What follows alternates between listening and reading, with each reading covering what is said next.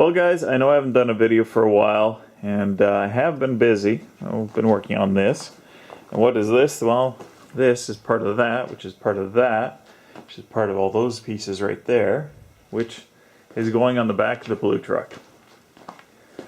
I know I said that I was going to put a flatbed on the blue truck, but I made a decision recently, and that is that I'm going to sell the blue truck. So, best way to sell it is looking like a stock truck, even though it's not going to be stock, and that is putting a bed on it. So I had this bed sitting out behind the shop, and it was all banged up, but it didn't have any rust perforation, I should say. I had a big prang along here, and I've been hammering and dolling that out. Somebody had previously used an old school screw type dent puller to pull it out.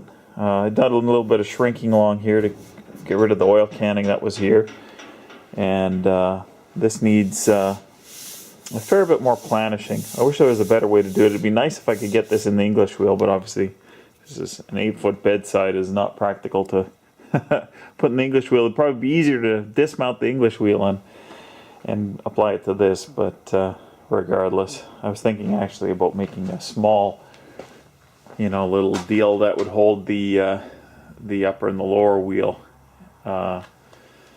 to do this sort of thing, but I probably can do just as good a job. I've done just as good a job with my slapper and a dolly on the back of this. It's actually taken it down to the point now where it's not too bad. I could get away with just slopping a bunch of Bondo on there and sanding it down, but I'm going to try a little harder with it.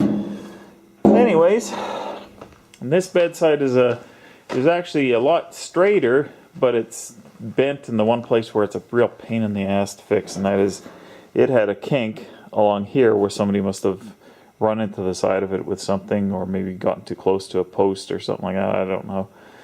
In any case, then I had to cut the inner free of the outer section just so that I could get at it. Once again, here's another great example of the fact that the guy who did this before used the old school dent pulling method.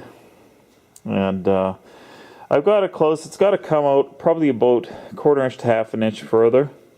Otherwise, I went and I just took a block and I went over this, and it's pretty straight. From what I see, there was a low here, and I spent some time dollying this, with the slap, or bringing it up with the slapper. I have to bring this crease down. You can see where there was a line here. Probably still needs more. Along here, it's not so bad, but there's a crease along here, and I think I'm just gonna sand that out, and I'll just fill it. I don't think it's worth trying to work out. And this also had a similar dent on this side right here, but it was nowhere near as bad as that one. Now, originally I thought that, well, I'm still thinking about maybe just buying a patch panel for this section and cutting this out and re-welding it in, but if I can do it without welding, obviously I prefer to. I got holes I got to weld up here as well. Like, these are all trim holes. Now this one was pretty crunched in, and it's actually looking pretty close to being not too bad. If I go and grab a straight edge, I got all my tools scattered all over the shop here because I've been working all over the shop here. But it's not too bad. As you can see, it's probably only down by 1/8 of an inch. I don't have good access behind here, so I think I'm just going to have to accept the fact that there's going to be some fill in there. I'm not crazy about there being 1/8 of an inch of it, but there's not really any way I've got to bring it back up. I can use a stud welder, but this is some damn heavy gauge metal, and it just doesn't move. And witnessed, by the fact that this guy used all these holes here to bring it up, and even then it still didn't come up very much. Anyways, that's what I'm working on today. I started stripping this quarter with, well, I was using 2 different methods, and once again, I was using one of these. Well, this one's pretty worn out, but I've got more. One of these stripping discs, but it heats the metal up a lot. And then I've been finding that the 80 grit in the DA is actually pretty effective, and it doesn't heat the metal like that conditioning or that stripping disc does. It's a lot slower, but you know what? If it takes me the rest of today to strip this bedside, that's fine. At that point, I think I'm going to have to decide sometime today if I want to weld these up today or leave them until tomorrow. The only nuisance with all this stuff here is the backside.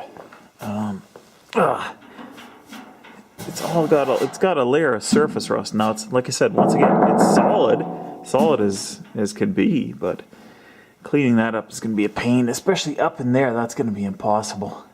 Can't even really see in there. So I think what I'm going to do is I'll probably just sand it, rust treat it, and then etch epoxy, and then I'll probably just undercoat the back sides of all of this. I know it's a typical hack thing you see on people's on jobs that people don't put a lot of work into, but it's the best way to protect the back side of that. Okay, there you go, guys. That's the bed side completely stripped down to bare metal for the most part. Like there's a few spots here and there. I sprayed it with some rust converter. That rust converter has a slightly kind of purplish hue to it. If the camera is showing that, I can't tell. Some surface rust, that sort of thing.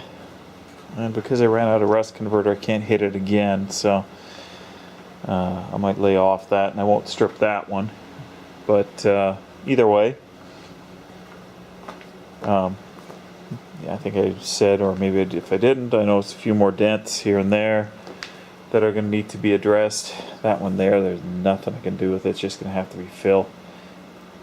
Like it's right on the edge and in a spot that's very hard to get to. I'm going to still spend some more time, like trying to planish this a bit better.